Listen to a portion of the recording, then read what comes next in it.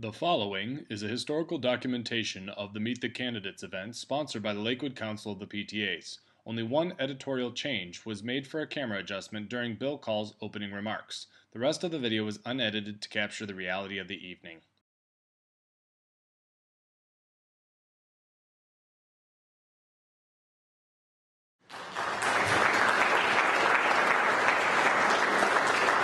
Ed Favor is over in the back of the seat.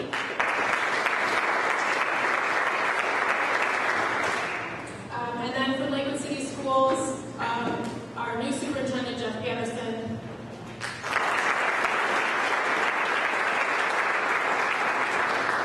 And our also new assistant superintendent, Dr. Kevin Wright.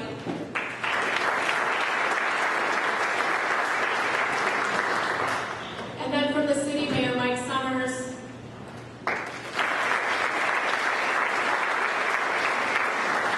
And city council members David Anderson and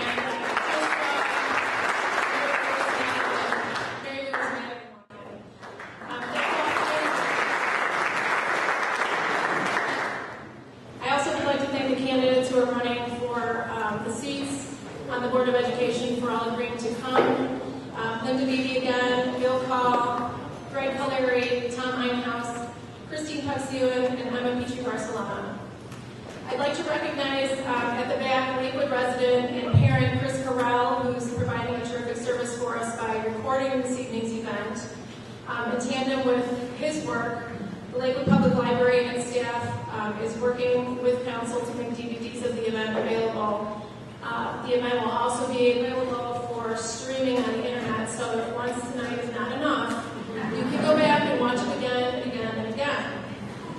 So if you have friends who you know are interested and weren't able to attend for whatever reason, please encourage them to check out the library website or the libraries themselves for copies of the DVDs. Tonight's questions will be moderated by Lakewood resident and Harding parent Brett Callentine. And then Brett will be assisted by Colleen Ring, who is a parent of students at Emerson and Garfield. Colleen is going to keep track of times as candidates answer questions. So Brett is now going to review tonight's format and begin the forum. Thank you.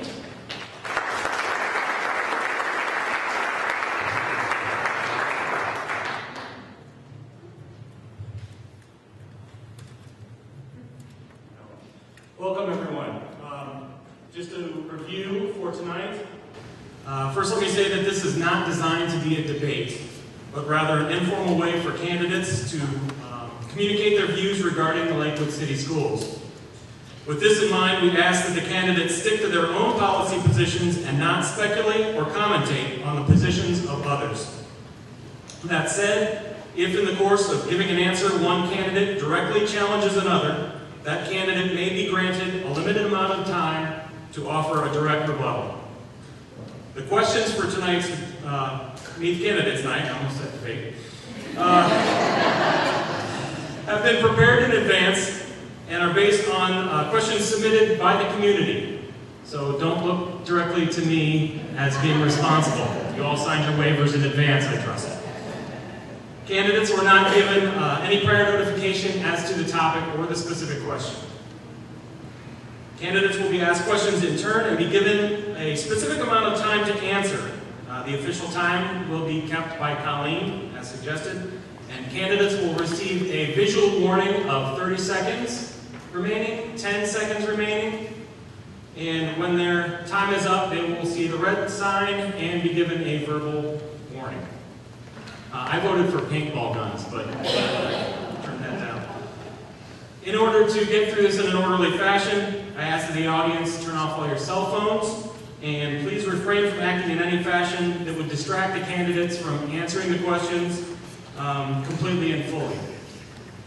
At the end of the night, each candidate will be given 1 minute to address the crowd and a closing statement, and at that time they can address any topic that was not addressed specifically to them. With that, I believe we are ready to go. So to start off, each candidate will be given 1 minute to give an opening statement. During this time, please specify what you feel are your qualifications to serve on the Board of Education, including, and for instance, your employment history, or educational background. We'll begin with Linda Beebe. Thank you. I'm the one that gets to test this time thing. First of all, thank you to PTA Council and to everyone who worked to make this evening possible. I've been on Lakewood Board of Education for a number of years now. Came to Lakewood in 1973 and have made a commitment to this community, both as a self-employed person and as a school board member during that time. I started as a teacher, taught in Copley, Ohio, taught in Portage, Pennsylvania, taught in Scotland, and taught in Lakewood. Went from there to be an attorney, had a solo practice as an attorney in the area for the last 28 years. I believe that I bring experience both in education and as a business person to my position on the school board, and I offer you my commitment and continuity. Thank you. Thank you. Thank you. Next is Bill Call. I'm a long-time Lakewood resident. I've been a CPA for approximately 25 years.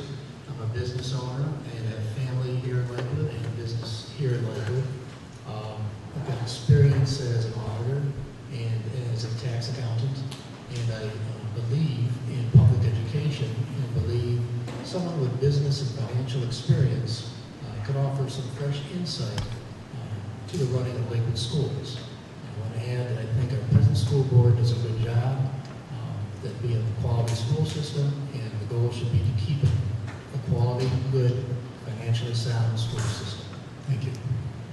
Thank you. We'll next go to Greg Caleri. Thank you. Do I get his extra 30? No, you do not. First, I want to thank everyone for coming here tonight and taking time out of their busy days to learn more about my candidacy. As a longtime Lakewood resident and taxpayer, a small business owner here in Lakewood, and a proud parent of several students in the Lakewood school system, I'm running out of a very deep concern about our school's ability to maintain their excellent rating and continue the Lakewood culture, given the financial and non-financial challenges facing us.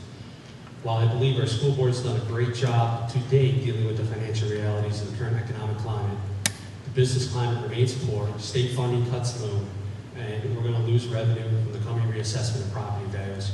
Because of that, I believe the board needs somebody on it with a background in finance. I believe my unique background, 10 years in the finance field working on Wall Street, 5 years as a teacher teaching in the inner city, and 8 years as a small business owner will allow me to bring a unique set of skills and expertise to help the school board navigate these financial times. Thank you for your time. We'll next hear from Tom Einhaus. Thanks for the opportunity to be here tonight and to make my low voice even lower. I'm a parent of 2 Lakewood students, one at Lakewood High, one at Harding. One's on my EP and one's in the focus group, so I've got a little experience on both ends of that. I'm a Lakewood High grad in 1976, and I've lived here my entire life all over the city. My experience, I was the co-chair on the Designing Our Next 50 Years committee. I've been in a leadership position on 2 successful bond issues and operating levy. Have served on numerous nonprofit and government boards. I've been at Playhouse Square for 30 years, and in my 30 years there I've been focused on the real estate that we have and how to do a lot with very little and be creative about doing it and bring the community together in a form of consensus and understanding of what the needs are. So that's what I bring to the job. I think the top priority for our schools is clearly to preserve the excellence of our teaching and learning while maintaining fiscal responsibility. Thanks. We'll next hear from Christine Buxelan. Good evening, everybody. Thank you for coming tonight. I have a background in business management and a master's in education, and I feel like I can bring a dual perspective and hit the ground running when it comes to the position of school board. Over the last 10 years, I've been active in the Lakewood community, serving on many committees that are school-related, focused towards kids, focused towards families. For example, I co-founded the Break for Kids program when I was a part of LACPTA, and in October I will help the Lakewood Family Collaborative launch Clear for Kids. I've been attending board meetings for about 5 or 6 years, almost every single one, and so I have really learned behind the scenes what it takes to be a board member and feel like I can bring that expertise to the position, that I'm prepared. I am a parent of 2 kids. I have a 6th grader right here at Garfield, and Emma, who is a 4th grader at Grant. That's time. And last, Emma Petrie Barcelona. Thanks. So the first thing is that I love Lakewood. I love the city. That alone, of course, doesn't give you everything that you need. So ultimately, it's my background here that is probably most important. I'm a Lakewood High graduate. I came up through the schools, Lincoln, Horace Mann, and then Lakewood High School.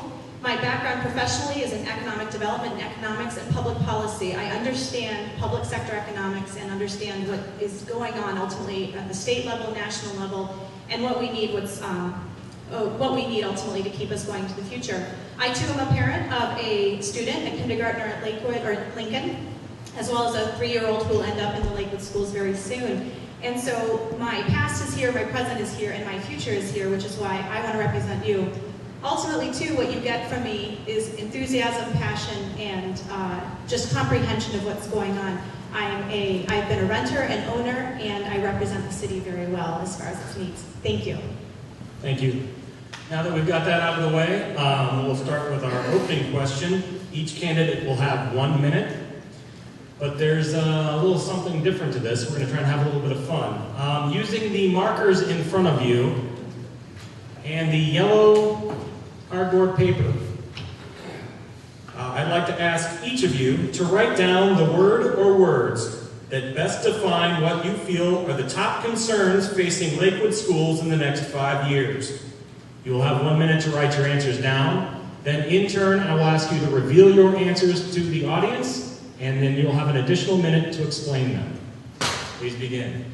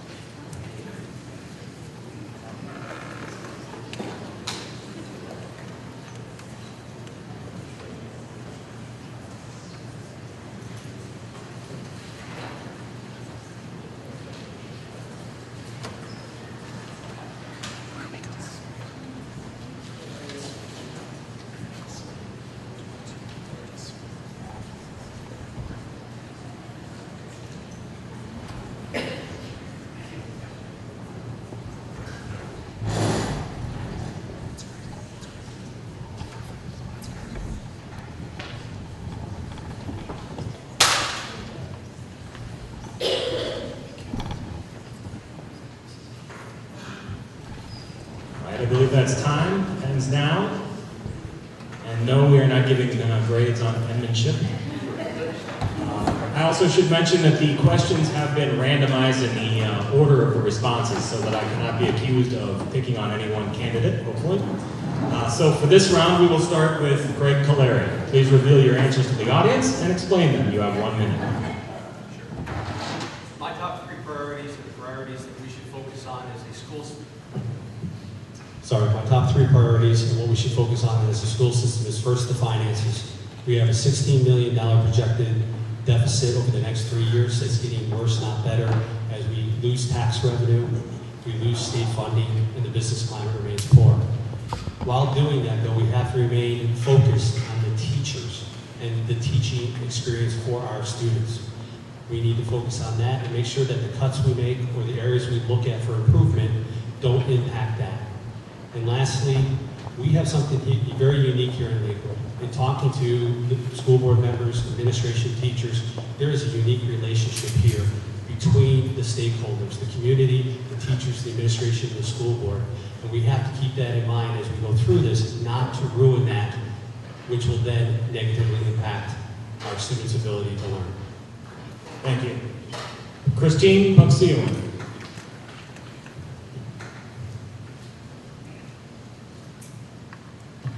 I wrote down funding, finishing the high school, putting kids first among the many challenges that we have before us, SB 5, teachers, and the political landscape, and I would also put in that the relationship between the school board and the city, or in the community. I put finishing the high school, putting kids first, and the SB5 legislation as my top 3.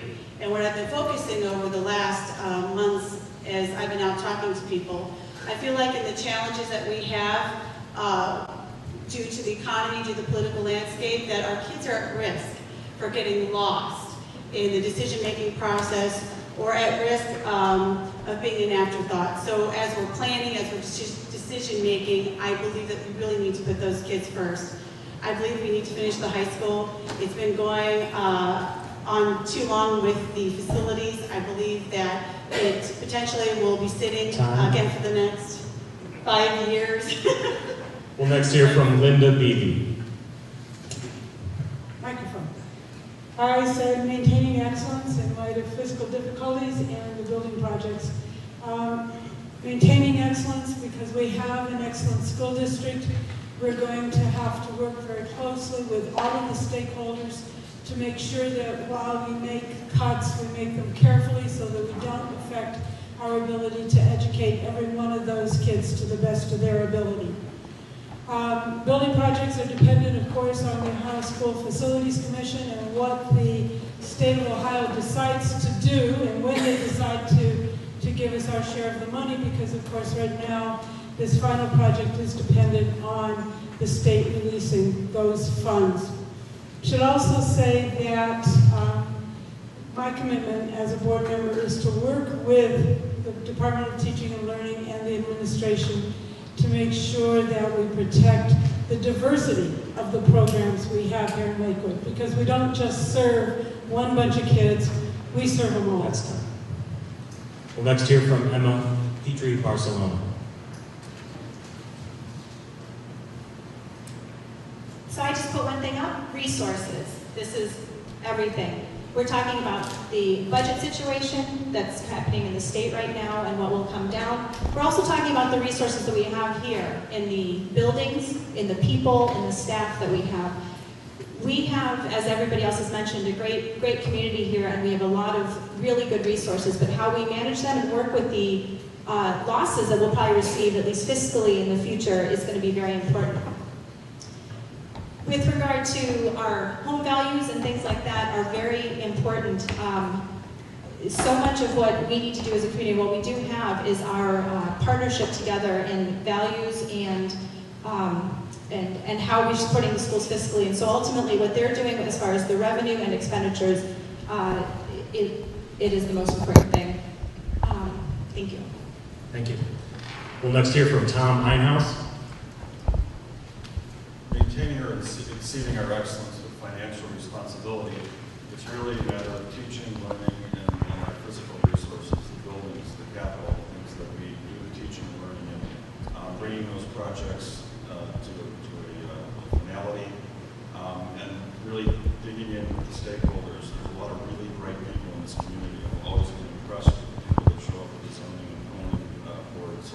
And those people are here, they're here to do the work, and as a board member, I would work very closely with them and the stakeholders, not only in the community, but the other part of the community, the school board, the school board and the teachers and the administration. And now Bill Call. Excuse me. I put down finance, demographics, technology, and standards-based education. It starts with finance because you need the resources to pay for the teachers and the buildings. Demographics are important because as we have more and more students moving into Lakewood who need additional help, we need the resources to make sure they get the education they need. And the technology, modern technology can help us do that, whether it's web-based classrooms or Kindles rather than textbooks or technology we haven't even seen yet. It has to be implemented in the classroom to make teaching more efficient. It can be more efficient and should be more efficient. Standards-based education is simply eliminating grades, or the elementary grades, let's say 1, 2, and 3, and instead of proceeding to the next grade level, you accomplish tasks, and once you accomplish a task and have learned something, you move on to the next task. It's not a matter of moving from grade to grade. Time. Thank you. Also remind candidates, please use the microphone so that we can get this captured. For our next segment, each candidate will be given a minute and a half to respond to the question in 2 general categories. Number 1, without question, one of the biggest issues facing all of Ohio schools is the upcoming vote regarding Senate Bill 5. Question to Tom Einhaus. Do you view the proposals of Senate Bill 5 as having a positive or negative effect on Lakewood City Schools, and why? You have a minute and a half. Thank you. My view on SB 5 really goes back to my view on any kind of business. We need to, every business model, every way of doing business needs to be tweaked and looked at and reviewed. But I also believe that things should be evolutionary, not revolutionary. And SB 5 is just a little too revolutionary for my taste. And I think a more evolutionary approach to doing this is better. I think the biggest problem is being a board member and being in a position to decide what pay a teacher should get. It's very inappropriate in my mind. That's the job of the administration. And if the board is put in that position of deciding merit pay, then we're going to have to work very closely with the administration and be well informed on that. So I don't think Senate Bill 5 is good for the community of the schools. Okay, thank you. Christine Buxiewicz, your question. Are there any aspects of Senate Bill 5 that you could support or utilize for positive change? And if so, how? Well, I've read over SB 5, and it is a piece of legislation that I don't think is right for our schools and right for our teachers. In talking with teachers, even as early as last night, we talked a lot about merit pay and tenure, and I think that it forced into the situation where we have to adopt SB 5, that this is a great opportunity for unions to shine. We can, the unions and the teachers, come together and help our newest teachers, prepare them, give them the support they need, so if the time comes that they would have sponsorship to get tenure, that they're ready to be successful. I think with merit pay, that I know the NEA has come out with some proposals, and in order for that to work, simply we cannot link merit pay to student standardized tests. And so we would need a comprehensive approach that would evaluate a lot of different components in the teacher's day and to make those fair. The bottom line is merit pay has been tried in a lot of different states. New York, Texas, a handful of others, and $1 billion was put into that program in New York to come out with a result that it just did not improve student achievement. Thank you. Emma Petrie Barcelona. Are there aspects of Senate Bill 5 that you would oppose, and if so, how would you suggest to effectively administrate despite them? Well, there's quite a few things in Senate Bill 5 that I oppose, but ultimately, can you repeat? I lost The question is, are there parts of it that you would oppose, and if it is adopted, how would you describe your ways of administrating despite them? So if it does come into being ultimately as it is right now, unless it changes in November, ultimately it is the teamwork and working together with the administration staff and everybody else who works in the schools who does this work on a day-to-day basis, ultimately helping to inform how we would do this. I wouldn't presume that any of us, whether on the school board or otherwise, would know how to implement these changes without the input and the interaction between those on the ground doing the day-to-day work with our children and keeping the function of the schools moving. So in the end, it would be collaborative. There would have to be a lot of opportunities for people to voice their concerns, opinions, and ultimately come up with some collaborative way of making the most of the situation as it presents itself. Ultimately, yes, we would have to comply with the law as we would with any regulatory framework that would be presented to us and those that exist now. But in the end, it would be a team effort to make the best of it. Thank you. Linda Beebe will return to you with the first question. Do you view the proposals of Senate Bill 5 as having a positive or negative effect on Lakewood City Schools, and why? I've opposed SB 5 since the first time I read the summary of the law. One of the good things that has worked for this district over the years is the push-me-pull-you between the unions and administration and the school board. And we've made advances in this district because we've had interest-based bargaining. We've sat down, we've looked at the issues that face the district, and we've resolved problems, and we've done so in a way that bettered the district, that actually took us further, because we had a lot of different, very good brains put together solving problems. And I believe that that works. I think it works in the schools, and I think it works in other areas of the economy and of the business world.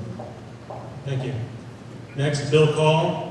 Are there any specific aspects of Senate Bill 5 that you could support or utilize for positive change? And if so, how?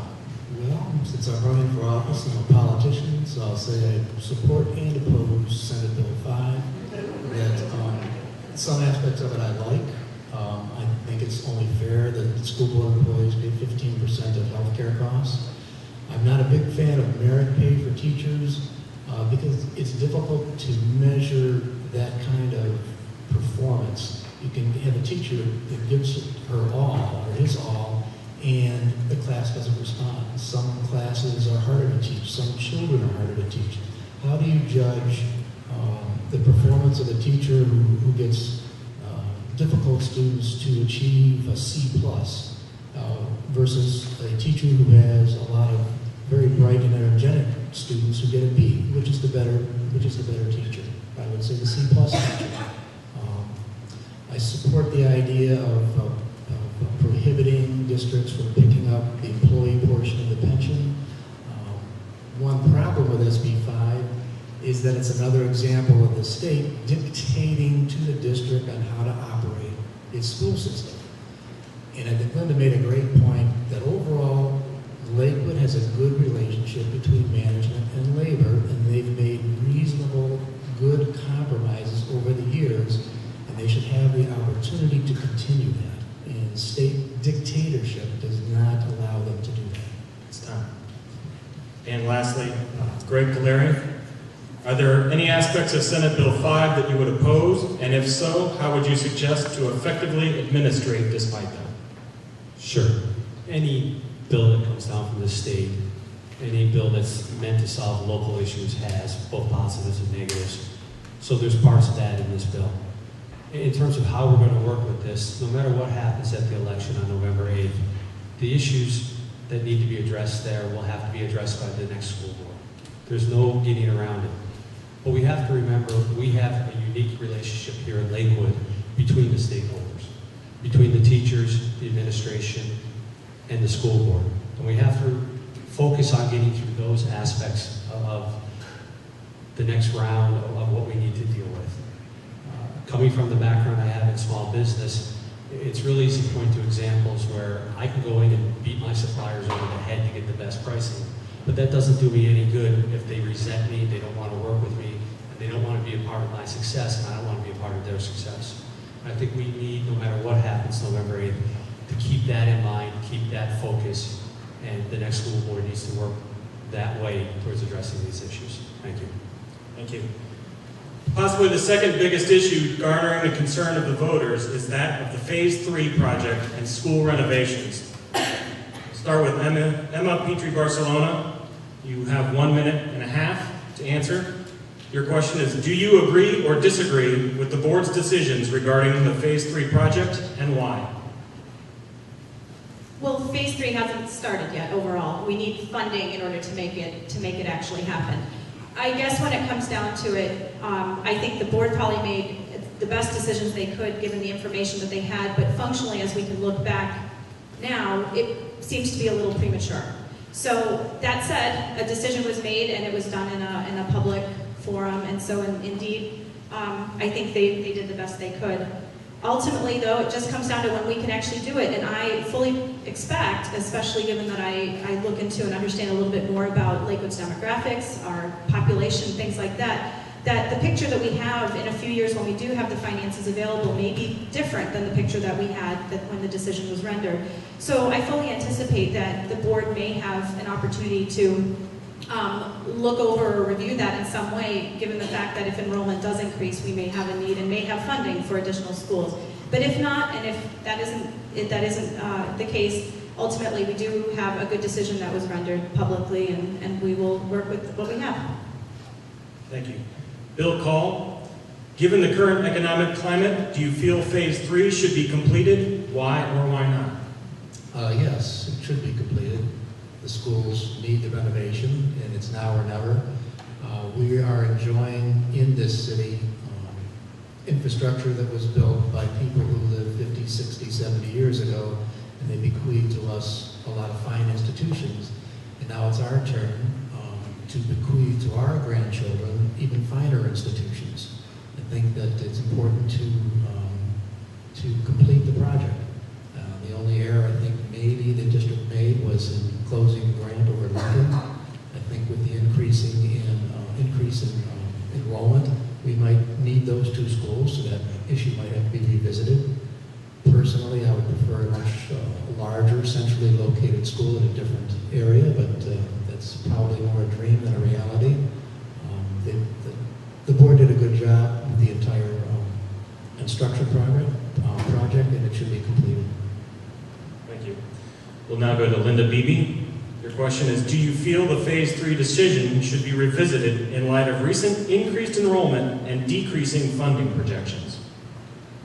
The House School Facilities Commission insists at the time that we actually are accepted into the work up to the building projects themselves, that we do revisit it. So we're going to, one way or the other, first of all. And they will look at demographics, and not just the immediate demographics, but demographics as a pattern over the previous 5 to 10 years. So, and then projections therein. So that's number one. Number two, we will have to look at the fact that we had a public process, and it came to a certain decision. We know that it was a difficult decision, that there was dissension, and these things are never easy, and this one wasn't easy. But I can't promise that we're going to change the decision, because I really frankly don't know what the Ohio School Facilities Commission is going to do. They have their requirements, and those of us who are involved in the initial applications with the OFSC know that it's, you know, you're talking about some very rigid guidelines as far as what they will pay for. Now, if we want to have that extra building, and as a community we decide we want to pay for having that extra school building to maintain the walking boundaries that we have currently, then that's a decision for the community as well. Well, let's go to Greg Caleri. Your questions. The first one, do you agree or disagree with the board's decisions regarding the Phase 3 project, and why? Sure. I'm not here to question what the board did. I watched them go through some very difficult decisions, and to sit up here now without knowing all the conversations and all the details that went on in the board meetings, I think is counterproductive at a time. In terms of what we're looking at, though, in terms of Phase 3, I do think we need to revisit the whole decision in terms of current economic times and realities. And I have a hard time seeing, while we need to do something to update and upgrade our schools, we just passed the levy, we're 16 million short over the next 3 years. It's getting worse. We're probably going to have to pass another levy, and then we're going to have to look to passing a third levy. And I'm not sure, with 10% unemployment, 1 in 10 of the people in Lakewood living on some sort of a fixed income, 1 in 7 of the people in Lakewood living below the poverty line, we're going to be able to produce the financials needed to go forward with Phase 3 in its current form. Thank you. Christine Puxiwan, given the current economic climate, do you feel Phase 3 should be completed? Why or why not? I think it's because of our economic climate that we do need to look at Phase 3 and figure out what steps we do need to take to complete that process. I'm really of the feeling that the decision that was made in 2009, 2010 with that to close an elementary school was premature. We know that our kindergarten sizes have been going up every year, and it sure looks like a trend and not an anomaly. And I think that the OSFC may come back and say, we want you to keep all 3 buildings. I think that when OSFC asked us to perhaps look at closing the school, then maybe we should have gone back and fought a little bit harder, because that was the deal that they gave to us. My feeling is that we need to focus on the high school. And because of the way the economy is, every year that project goes up in cost. So every year our high school sits, the more expensive that project is going to be. Meanwhile, the funds that we are getting from the state are decreasing. At first, we were supposed to get 32% of our funding from the state. Now it's going to be, I think, around 21%. And so that is a cost savings if we get it done and not have it sit. Meanwhile, we want to keep families here. We don't want them going to other high schools that are completed, and we want to attract families. That's what we want to do in Lakewood to keep our schools sustainable. Tom Ninehouse, do you feel the Phase 3 decision should be revisited in light of recent increased enrollment and decreasing funding projections? Sounds like it doesn't matter if I feel it should be or not, because it's now mandated. I've heard that it is. I think the decision, it is time to review the decision. I think the thing that we need to be very careful of is, while we might be able to raise the funding, get the funding from the state, supplement the funding through a bond issue to build a new building or to renovate another building and have another building in our inventory, I'm concerned about the long-term operating costs and the balance of that. And I'm not saying I'm opposed to it, but we need to look very carefully with limited resources. Can we afford to have another building? And how do we have room within the schools that we've renovated to do what we need to do? I'm not saying we do, I'm not saying we don't, but that clearly needs to be part of what we reviewed. And okay, thank you. For our next round, we have selected questions that were specifically identified for a specific candidate.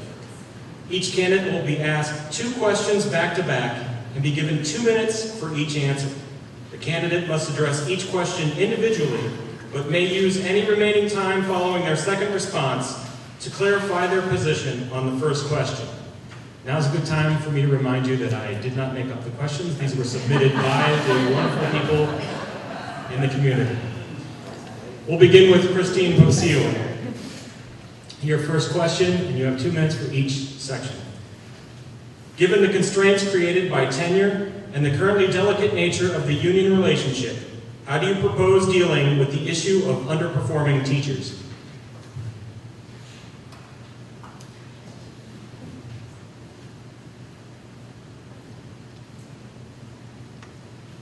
I think one of the misconceptions that the public has about underperforming teachers and the union stance on that is that unions overly protect bad teachers. I think the unions have been very clear on this, that they don't want people in their profession that are underperforming just like we don't. And so I really feel this is a time where administrators and board and union leaders can come together to look at the new hires, provide mentorship, support, and take a look at those teachers when it comes time for tenure to be sure they are ready and can handle the responsibilities. If not, then we should be guiding those teachers to other professions. I also think that the responsibility of colleges and teacher training, we shouldn't be putting kids through those programs when we know they're not going to be meant for this profession. And usually we know that before they get to student teaching. And so I think there is within the system a check and balance. I never quite understood the argument or how teachers made tenure if they were not, well-performing teachers in the first place. Question number 2, staying with Christine. Given that not all of your children have attended traditional public schools, please explain how private and homeschooling options might affect the goals of your administration. if someone chose to homeschool their child? Is that what you think they mean? I can reread the question if you'd like. Could you please? Given that not all of your children have attended traditional public schools, please explain how private and homeschooling options might affect the goals of your administration.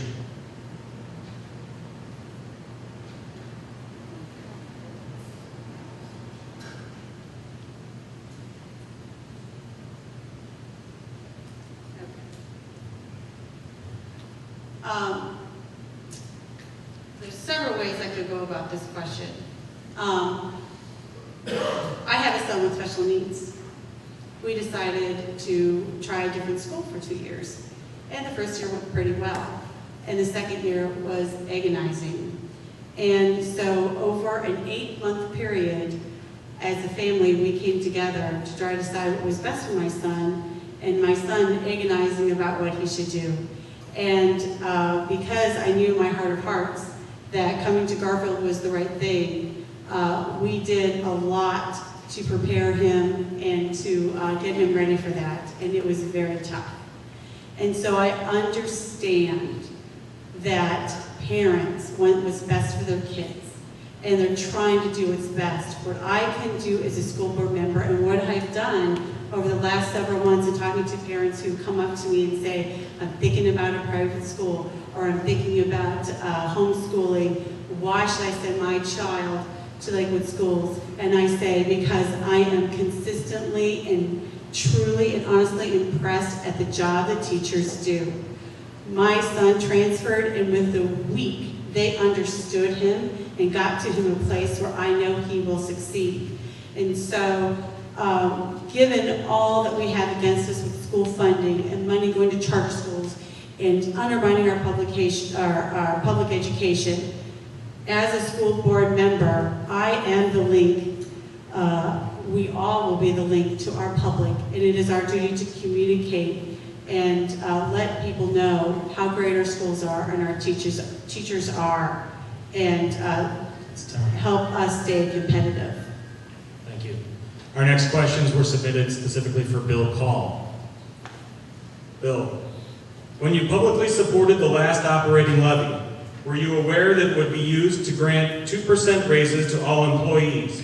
And given the resulting negative effect it had on the 5-year financial forecast, would that have changed your position? No, because I knew raises would be handed out anyway. That's one of the purposes of a levy. You're giving, I think, 1.5% step raises, which are required by law for the first 10 years of a teacher's employment. I think what it amounts to for many is a 5% raise over 1 year, and it's a legitimate question to ask, why give raises if we don't have the money?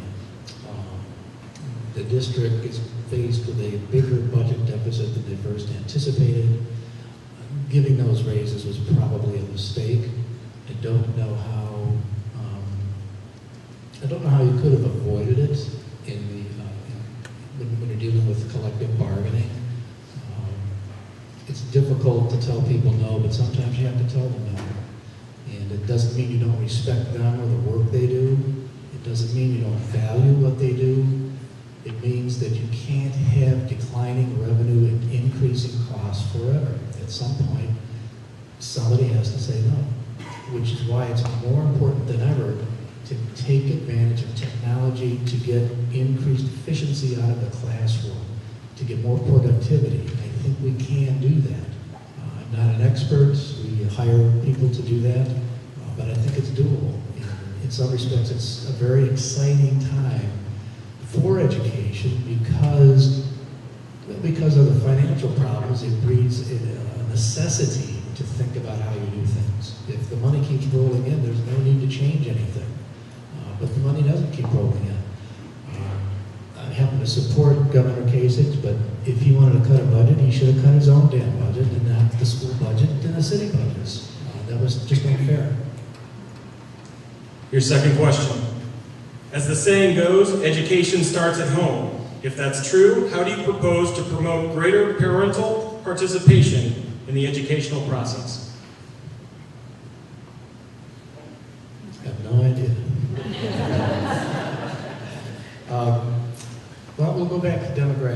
this. You know, if you've got a lot of, if you have a community where the mother's a lawyer, the father's a doctor, and the kids get a lot of help at home, that child's probably going to come to school ready to learn. And it's going to be easier for the district and the teacher. If you have a child that's maybe a single mother who's working for $9 an hour and has to catch 3 buses to get to work, how is she going to deal with that and deal with educating a child and be involved in school? That's why it might be important to extend the school day by just 90 minutes to make it easier for people to go to work in the morning and know their kids are at school, maybe learning something. It doesn't necessarily mean that the teachers will work an extra 90 minutes a day, but that the school will be available, that there will be formal programs for the child during that time from 8 to 5 or 9 to 6 or even 10 to 7. We have to change the way we do things. I hate to use the word think outside the box, but the school day shouldn't just be from 8 to 3 or 8 to 4. It shouldn't be as it was for the last 50 years just because it was that way. The demographics change, the needs change, the technology changes, and we have to change with it. I don't know that we can, but I think we can. Thank you. Our next 2 questions were submitted specifically for Tom Einhaus. Question number 1. The 50-year committee pitched residents on bond issues for a facilities plan that were based on an anticipated correlation toward improved educational performance. But as the elementary schools that are excelling are those that have not yet been affected by the plan, would you characterize the plan as a success or failure?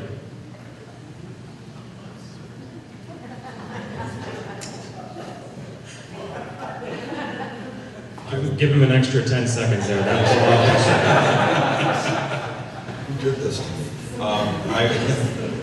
I would still characterize the plan as a success because not only are we creating a better teaching and learning environment, but we're also getting operational efficiencies that we're not going to get in a building that is not yet renovated or replaced. So, you know, I'm not sure what all has gone into there being the better grades. I'm at a loss on that one. That's my full answer.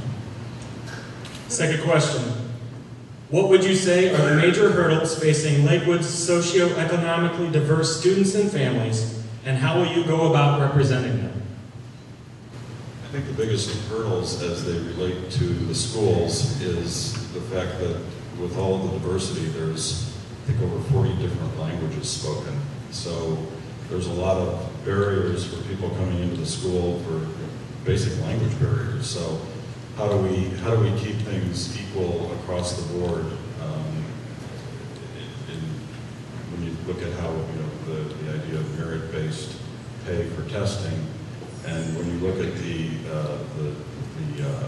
pay rates of families and how there's a direct correlation between the income in a family and the ratings that those children are getting in their schools. It was a very interesting piece to see. So I think the challenge is going to be to work across the system, which this is the one thing that brings the whole system together. Work across the system from Birdtown to Clifton Park and do everything we can to level the playing field and keep the opportunities equal. Thank you. Our next questions are for Linda Beebe. Question number 1. Do you feel the practice of making political appointments is fair to Lakewood voters when extenuating circumstances do not exist? And do you intend to fulfill your term if elected? I wasn't quite sure where that question was going. Yes, I intend to fulfill my term. I'm running again, partly because my life circumstances changed, but also because I see the next 4 years as being crucial in the history and in the culture and in the ability, the capabilities of the school district. And this has been probably an important part of my life for quite a long time, and it will remain an important part of my life. I think many of the issues that we're talking about here today revolve around some of the things that I'm most interested in. in the issues of demographics that Bill raised, and how do we teach children who come from difficult circumstances? And how do we take those bright students and push them further and do this at the same time? And how do we make sure there are opportunities for all kids? I love that stuff. I love the thinking that goes into it. And I think that given the fiscal difficulties that we have, given the continuing cuts, what we're seeing constantly over the last year and a half, I still think this district has positioned itself well, and I want to be involved in continuing to do so, and making this, or allowing this district to remain the excellent district that it is. Okay, second question. Childhood obesity is at an all-time high in our community, and given the recent cuts in physical education classes, especially at the middle school level, what are your thoughts on restoring adequate physical exercise to the school day? Well, you get one of my hobby horses right there.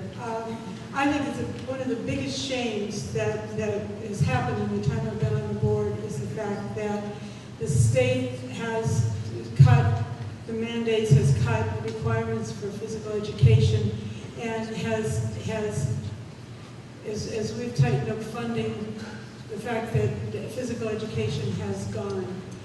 You know, my vision, I think, for replacing it, and traditional physical education may not be the answer for our kids today anyway, is looking at kids in the new century.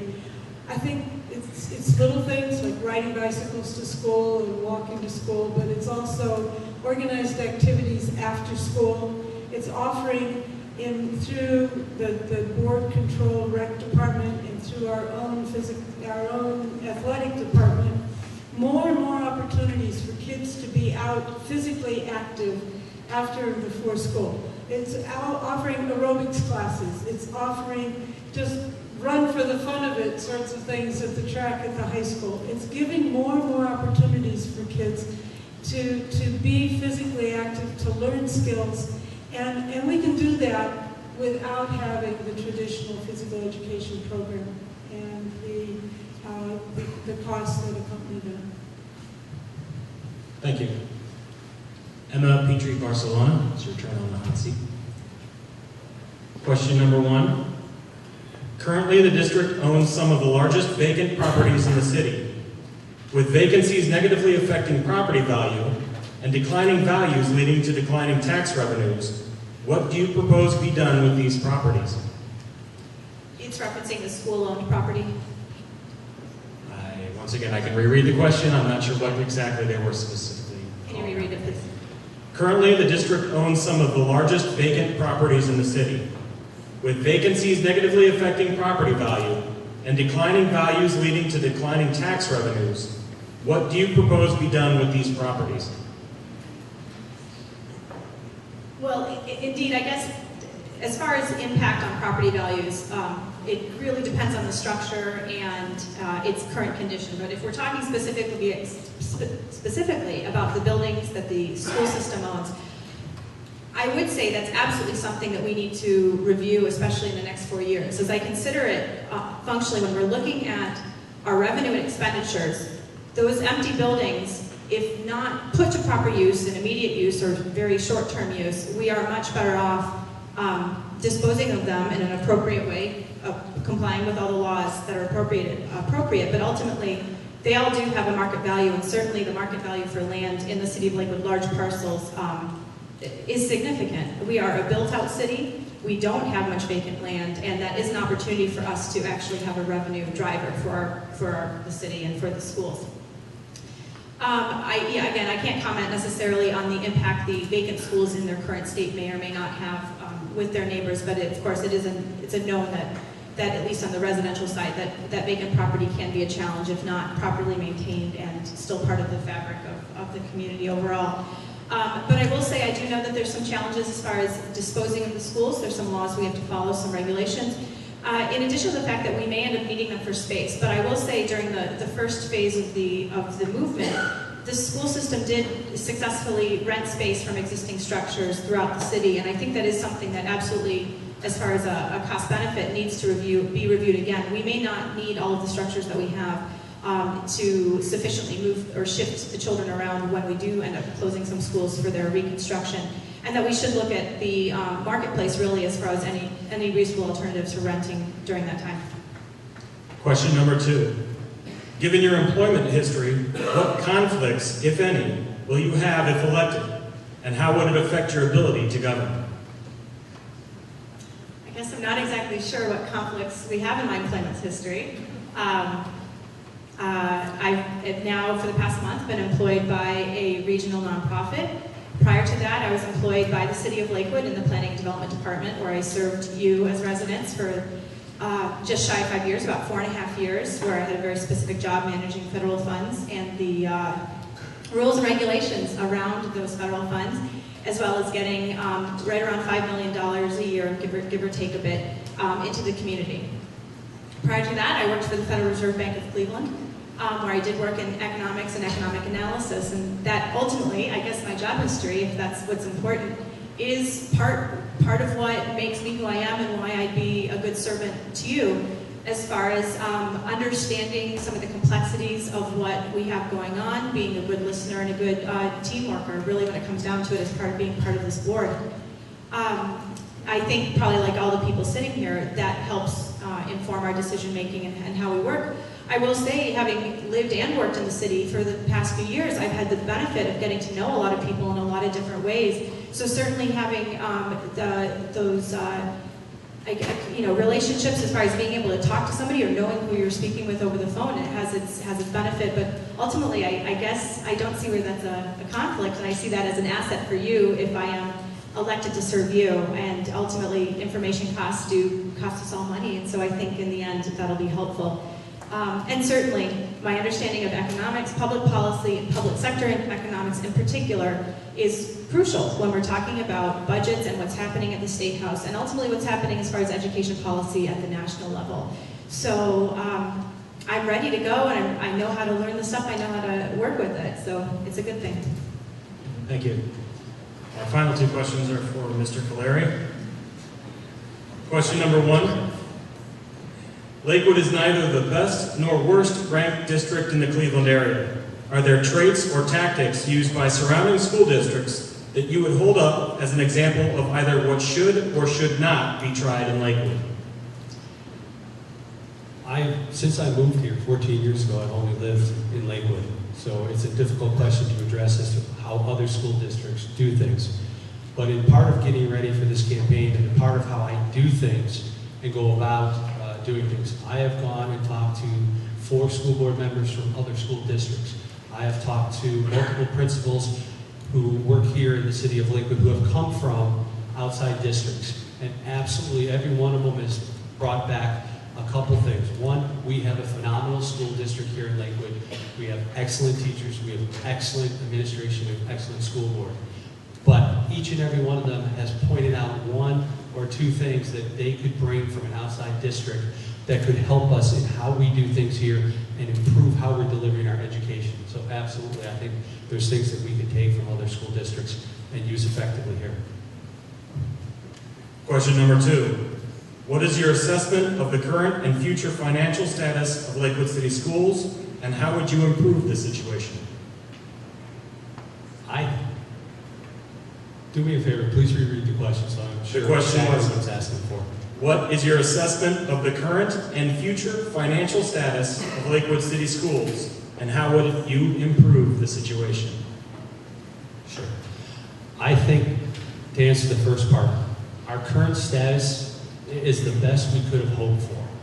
I think the current school board has done a very good job of getting ahead of the curve, addressing the issues to the best of their ability. Unfortunately for them, what has happened is the economic climate has continued to deteriorate. So you've seen the business climate and unemployment and those sectors or those things they have no ability to control continue to decline.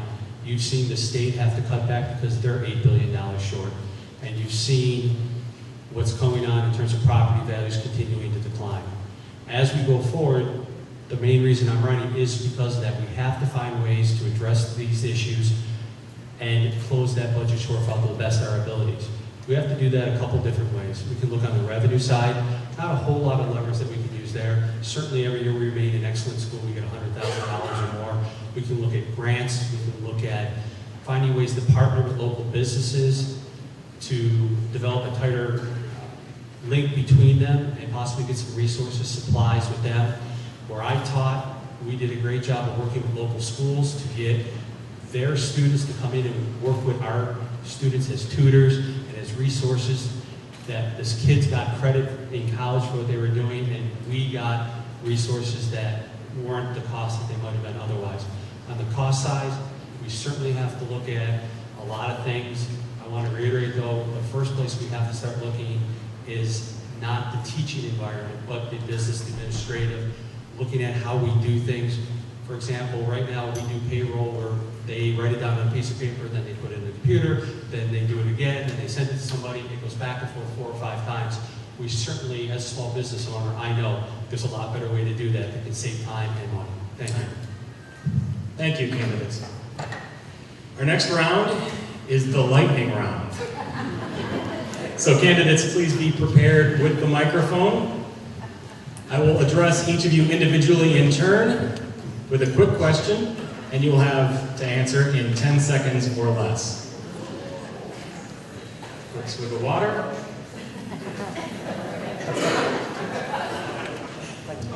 Anybody need to stretch? We'll start with Greg Caleri. Would you support a year-round school? At the current time, no. Emma Petrie Barcelona. Should the elementary school day be expanded by 90 minutes? If there's money that allows it, yes. Christine Puxiuin. Do you support gifted programs? Yes. Tom Einhaus. Would you support residency incentives for teachers? Yes. Bill Call. Do you believe student testing helps or hinders student achievement? It does both.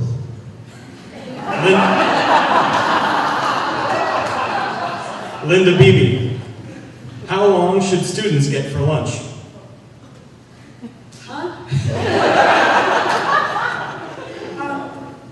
However long they need to eat their lunch. Greg Caleri. Has no child been left behind? I'm sure we have left children behind. Emma Petrie Barcelona. Do the schools have enough security? I expect they've looked into this. Christine Puxiuin. Is the problem of bullying being adequately addressed? We could do more. Tom Einhaus. How often should the school board meet? As frequently as necessary, but at least every 2 weeks. Bill Call. What is your favorite school building? That would be Grant. Linda Beebe. If Lakewood built another school, what president would you name it after? Lincoln. Oh, no, hold it. We got one of those. I still like Lincoln a lot. Maybe we should go for Washington. Greg Caleri. What is a good student-to-teacher ratio for classes? Unfortunately, it depends on the age of the student, the subject being taught. Emma Petrie Barcelona. Would you consider allowing corporate advertising inside the schools as a revenue source? I would consider it. Christine Puxiuin. Are you for or against dress codes? I do not support a dress code because it is not proven to, no wait, dress code, that's uniforms. I do support dress code, and I support our dress code. Tom Einhaus. How cold is too cold to walk to school? Well, when I was a kid.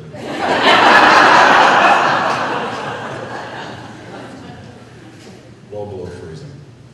Bill Call. Is it okay to call it Christmas break? Yes. And finally, Linda Beebe. What one subject do you feel is the most important? I was an English teacher. Language arts. Thank you. For our closing question, each candidate will have 1.5 minutes to answer.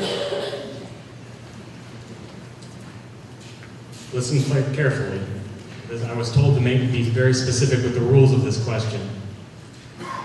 As your individual success or failure can only be determined by how you work as a team, and having now heard the answers of your fellow candidates, and without it being construed as an outright endorsement, who are the other two candidates that you would most like to serve with on the school board and why? Don't shoot the moderator. We'll start with Bill Call. Thank you. Well, Linda Beebe, because of her experience, and Christine, because of her concern about students. We're no longer in the lightning round if you'd like to take more time. Oh, thank you. Linda Beebe. You know, I have been really impressed with the answers of the people sitting up here. I think Bill would be a lot of fun to work with. I don't know if maybe a sense of humor is a requirement for the job, but he sounds like it'd be interesting. I could go down this list, and I'm really going to refuse to answer the question directly. It takes teamwork. It takes the ability to take a lot of different people and bring them together into one place and get them to work and come up with solutions that work for the district. I think a school board doesn't run a school district. A school board is a policy setting body. We set a direction, we set goals, we find the mission, and we help make sure that that mission is accomplished. But we don't keep the books. We don't run the district day to day. They're not paying us well enough to do that, first of all. But secondly, what we do though requires the ability to moderate your own interests and put the interest of the entire district and the entire community in front of it. We're not about our own kids in our own building. We're about all the kids in all the buildings and about the entire community. And I think I would enjoy working with the people sitting up here in front of you. Emma Petrie, Barcelona. I think no matter what, Lakewood residents and the community are going to be well served by any of us sitting here. There are 6 talented people and 6 qualified people.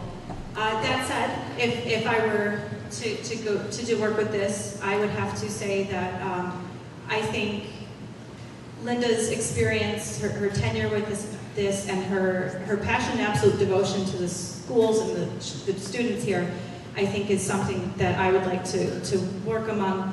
And I have to say, just my understanding and working with overall, I think Tom has a lot to offer here as far as his experience professionally, and also just, I have to say, as a fellow Lakewood grad, those of us that, whether we start here or we stay here or we come back, we have an experience. It's not to say that it's going to be replicated in the future, but we have a lot here that we want to see move forward into the future, and I think that's one thing that unites the both of us together, is wanting that same future for our children here. Christine Puxioli. You know, I've always sort of rejected the notion that everybody had to be friends or all had to think alike to work on a board and a group. I think we have great leaders, and if you're a great leader and if you are here for the right reasons, if you're a professional, then you can get things done and move this district forward.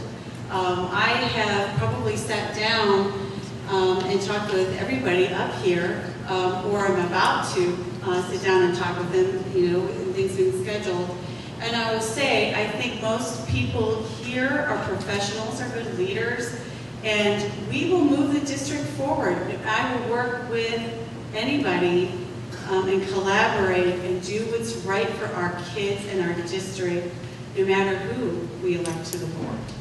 And so, I sort of don't want to name 2 people, but I will say that, as I mentioned, I've been to a lot of board meetings. I've watched Linda from the other side for many years. I've sat with Bill, I've sat with Woody. I'm getting to know Tom better, and even here sitting beside Emma tonight. So When good leaders, professionals come together, we are going to move this district forward and make decisions that are best for our kids. Greg Caleri. Thank you. It's been incredibly rewarding being up here tonight, listening to my opponents answer their questions. I've been impressed, especially in the lightning round, with how people have handled some very difficult questions. And I don't think there's a single person up here who would be worthy of being on the board and working with the other board members. And I'm going to leave it at that. Okay.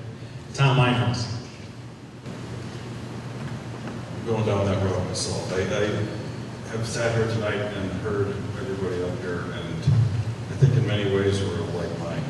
And I've worked on boards with people that the person will come on that board and I think, hey, how am I going to deal with that? And they turned out to be some of the finest relationships that I've formed over the years. So I would have to say that I would welcome the opportunity to work with anyone at this table. And I think as long as we're willing to work collaboratively and engage the stakeholders and engage each other in a thoughtful way, and even when things get spirited, be able to come together as a team, as all 5 of us working together, and I think we're going to be just fine. Thank you. With that, that concludes the questions. We will now go down the table and give each candidate 1 minute for their closing statement. In this time, they may also clarify their position on any of the subjects covered tonight or offer answers to any of the questions that were asked of the other candidates. We'll begin with Emma Petrie Barcelona. Thanks again. I think as I've covered tonight, I think I offer you a great skill set, a great team member, and a really good representation of our city should you choose to elect me. One thing I neglected to tell you at the beginning is that I'm an active member of our Alumni Foundation, and that is one thing on the revenue side I want to tell you a little bit about. Is in the past year alone, alumni have raised over $300,000, and it's probably closer to $500,000 at this point for various initiatives and programs here at the schools. And I think that's instructive on how the alums and friends of the Lakewood Alumni Foundation are contributing fiscally to our programs and things that are important. And I think that one thing that we all know is that this is a great community to live in, and I want to help fulfill those missions as far as connecting our schools with those other resources that are available and making sure that we have not just beyond mentorship, but good community support fiscally for these schools moving forward. Thanks again, and thanks for your attention. Thank you. Christine?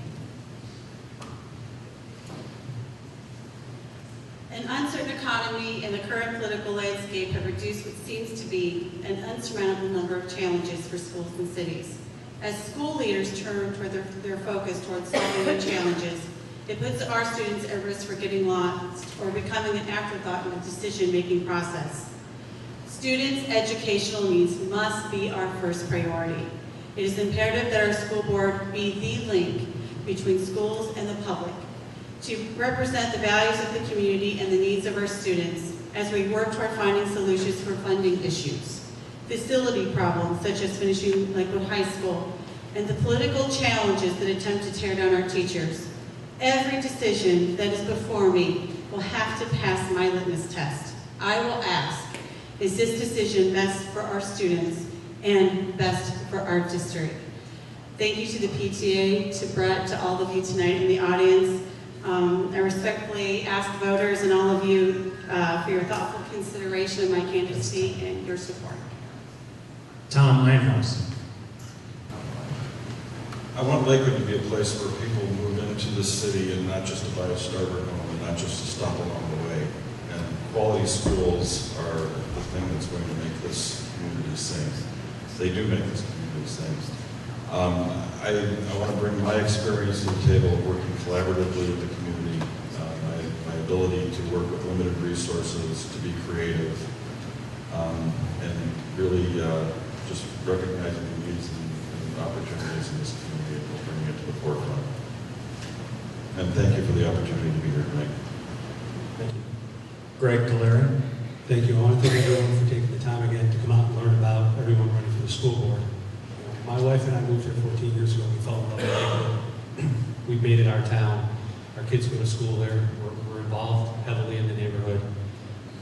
As I've noted, we have some tough times. There are no easy conversations going forward. There is no magic bullet that is going to solve our financial shortfalls and difficulties. But I promise to use my experience in finance, in teaching, and in the small business community to ensure that we focus on what needs to be prioritized, which is work together to close that financial gap.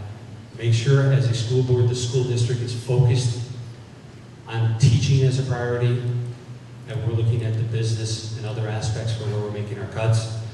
And finally, maintaining that relationship we have between all the stakeholders, the community, the business community, the teachers, the administration. I'm being told to stop. Bill Call. Well, listening to the other candidates, I think we can all be impressed with the quality of the people you have to choose from. One of the strengths of Lakewood, its city government, and its schools is the quality of the people, the leadership, and the people that work for those institutions. If I'm elected to the board, I will work with my fellow board members to make the schools even better. I will respect their opinions and experience. However, it's clear to me that we need innovative ways to deal with the challenges that we face. We need to challenge some of the assumptions we have regarding the school system. So, with that in mind, you need to keep this in mind. To meet the challenge, we need a longer school day, we need to lower total compensation, and we need to raise your taxes. Thank you. Linda Beebe. First of all, I invite everybody to come, and including my fellow candidates, to come to the next school board meeting on October 3rd, where we will present and look at the new 5-year forecast and look at the numbers and begin the process of figuring out where we go next. Secondly, my running is in part a thank you to this district and this community for educating my two very different children in such an excellent way and doing such a great job. And then lastly, I think we have an excellent district. My commitment to you over the next 4 years is to do everything I can to work with my fellow board members to ensure that we maintain that excellent program. That I like the idea of challenging the assumptions. I like the idea that we can reach out to the community for resources. There are all sorts of ideas that can come into play, and we're going to go there. Thank you. Thank you, candidates. I'll now turn it back over to Christina.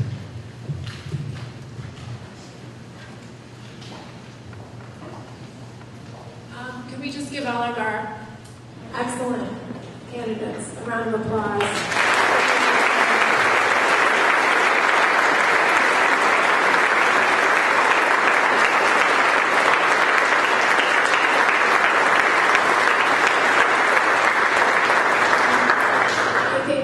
Agree how lucky we are that we have such qualified people who are willing to put themselves out there in forums such as this, but then also for potentially 4 years of a lot of hard work and service on our behalf. So thanks again for coming tonight and for running. If you have questions which were not addressed here tonight, there are 2 other opportunities in which you can hear the candidates again. On Tuesday, October 18th from 7 to 9 p.m., the League of Women Voters will host a free event at the Women's Pavilion at Lakewood Park. If Tuesday the 18th does not work for you, the Lakewood Chamber of Commerce is hosting its 2011 election lunch on Friday the 21st. I can't remember if I said that. At Sweetwater Landing. The cost is, I believe, $15 for members and $18 for non-members. Registration begins at 11:30 and lunch will be served at noon. There is an information flyer taped to a table as you exit the cafeteria. In addition, there are also candidate materials on that same table so that as you leave you can pick something up about the candidates if you want further information or contact information for them. So, and then lastly, just one more plug for our DVD and online streaming of tonight's event. Please mention it to your friends and neighbors who live in the area who are not here. this really was valuable, and I hope it provided some good insight to all of you as to the for. Thanks again.